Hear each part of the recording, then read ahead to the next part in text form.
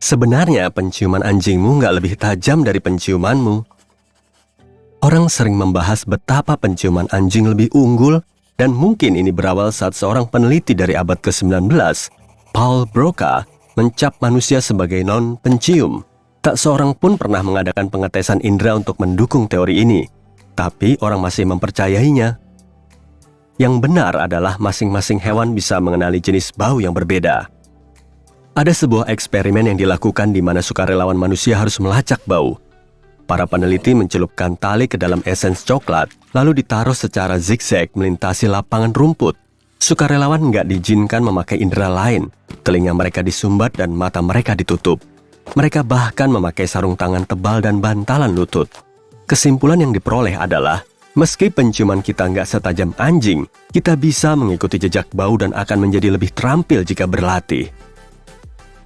Menariknya, manusia lebih sensitif terhadap bau tertentu, misalnya bau buah dan bunga, jika dibandingkan dengan anjing. Ini karena evolusi anjing nggak mengharuskan mereka untuk menajamkan penciuman terhadap jenis bau ini. Layar TV nggak akan merusak penglihatanmu. Setidaknya, nggak ada bukti bahwa melihat layar TV bisa benar-benar membahayakan matamu. Sama halnya dengan layar ponsel atau komputer. Memandanginya mungkin bisa menyebabkan ketegangan atau kelelahan mata. Tapi dalam kebanyakan kasus, hal itu bisa diatasi dengan cukup istirahat. Tapi, bukan berarti nonton TV atau menatap layar ponsel terlalu lama nggak punya konsekuensi negatif terhadap hal lain dalam kehidupanmu ya. Contohnya, konsentrasimu bisa aja menurun, dan kamu kurang sosialisasi. Mampu menggulung lidah bukan benar-benar bakat genetika, meski guru biologi sering bilang karunia ini didasarkan pada satu gen yang dominan. Suatu penelitian menunjukkan bahwa ada 7 dari 33 orang kembar yang enggak punya bakat ini. Kembar identik memiliki gen yang sama, yang artinya mereka seharusnya sama-sama memiliki kemampuan itu. Tapi nyatanya enggak tuh, artinya kemungkinan besar, gen bukan faktor penentu apakah kamu akan mampu menggulung lidah. Dan mitos ini masih ada, meski udah dipatahkan lebih dari 6 dekade lalu.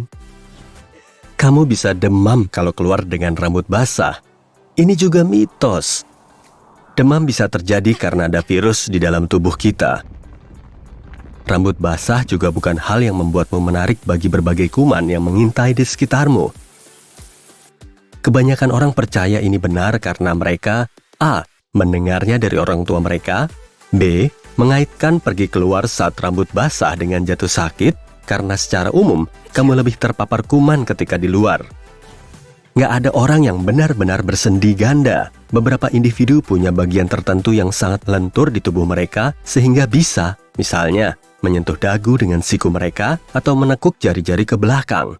Kita sering menyebut orang-orang ini bersendi ganda, seolah mereka punya engsel tambahan di tubuhnya. Nah, ini nggak benar ya.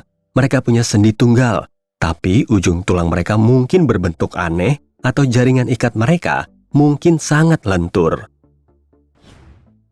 Sepertinya usus buntu berguna, meski punya reputasi buruk sebagai usus yang nggak terhubung kemana-mana. Rupanya, usus buntu sebenarnya adalah tempat penampungan bakteri, tapi bakteri yang baik dan bermanfaat.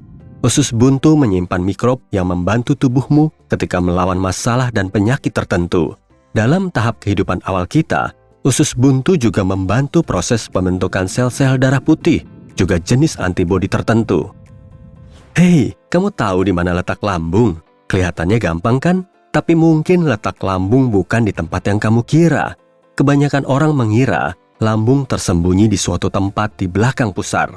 Kenyataannya, posisinya agak lebih tinggi di dalam perut di atas usus. Begini menentukannya, cari titik di mana rusuk terakhirmu bertemu di bagian tengah, lalu turun sekitar 3 jari, lalu 3 jari lagi ke kiri. Nah, sekarang kamu seharusnya berada pas di tengah lambungmu.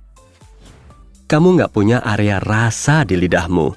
Peta lidah mungkin muncul di awal abad ke-20, sebab para ilmuwan menemukan perbedaan kecil dalam seberapa kuat suatu rasa di berbagai area dalam mulut manusia. Penelitian ini menimbulkan mitos bahwa tiap bagian lidah bertanggung jawab atas rasa yang berbeda. Kenyataannya, semua jenis pengecap rasa tersebar di seluruh area mulutmu. Dan semuanya bisa mendeteksi tiap rasa, termasuk juga rasa umami. yang sekarang dihitung bersama 4 rasa biasa lainnya: manis, asin, pahit, dan asam. Kita nggak cuma menggunakan 10% otak kita memakai jauh lebih banyak dari itu, bahkan saat kita tidur. Ilmuwan mengetes pernyataan ini, dan salah satu metode yang mereka gunakan adalah mengukur aktivitas otak saat seseorang sedang melakukan berbagai pekerjaan. Hasilnya menunjukkan kita memakai sebagian besar otak kita sepanjang waktu. Persentase tepatnya bervariasi berdasarkan individu, tergantung apa yang sedang mereka lakukan. Di samping itu, nggak mungkin juga memonitor tiap sel otak, soalnya jumlahnya ada miliaran. Jadi kamu nggak bisa tahu jumlah persis sel yang aktif pada waktu tertentu. Saat tidur, korteks frontalmu, yakni bagian yang bertanggung jawab untuk, misalnya, berpikir keras, dan area tertentu yang membantumu mengindra lingkunganmu, tetap bekerja. Manusia nggak cuma punya 5 indera: pendengaran, pengecap, peraba, penglihatan, dan penciuman. Gagasan ini berasal dari Aristoteles, seorang filsuf Yunani terkenal yang bilang ada organ indera untuk masing-masing indera. Mata untuk melihat, lidah untuk mengecap, dan seterusnya. Tapi itu ribuan tahun lalu, dan dia melewatkan sistem vestibular, organ indera penting. Sistem vestibular adalah bagian telinga dalam yang dipakai tubuh kita agar tetap seimbang. Nggak semua indera butuh organ pengindera sendiri. Indera cuma butuh sejenis reseptor sensorik lain. Misalnya kulitmu saja punya 4 macam reseptor untuk suhu, sentuhan, rasa sakit, dan proprioseptif. Proprioseptif adalah kesadaran diri, yang artinya meskipun kamu menggerakkan lenganmu di belakang punggung, kamu tetap tahu lenganmu ada di sana. Hal yang nggak dipahami oleh gurita.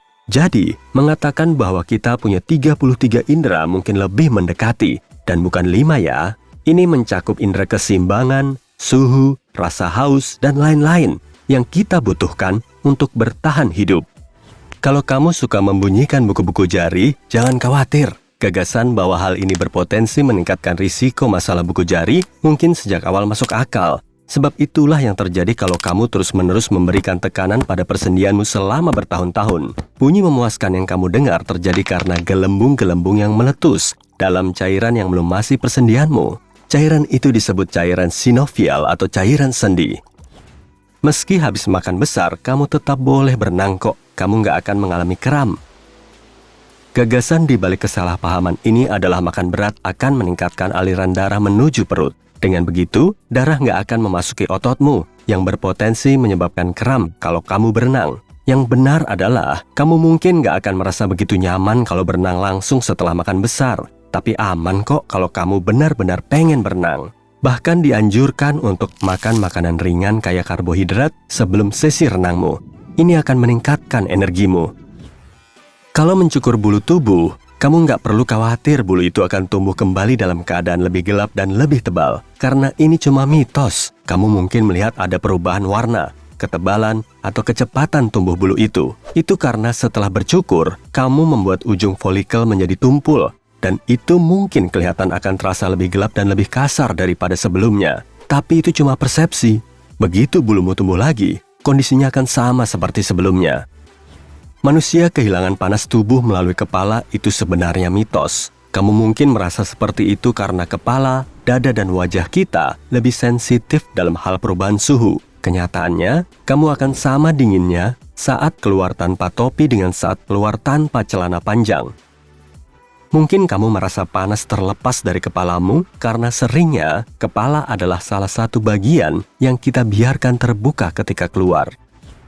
Nggak apa-apa kok kalau kamu membangunkan orang yang tidur berjalan, kamu nggak akan membahayakannya kalau melakukan itu. Kalau kamu bikin orang itu terkejut, reaksinya mungkin kebingungan. Kadang, ini lebih baik dilakukan daripada membiarkan orang yang tidur berjalan mulai melakukan hal-hal yang nggak seharusnya dilakukan orang saat tidur, seperti memasak atau berkendara. Atau, kamu arahin aja dia balik ke tempat tidur lagi.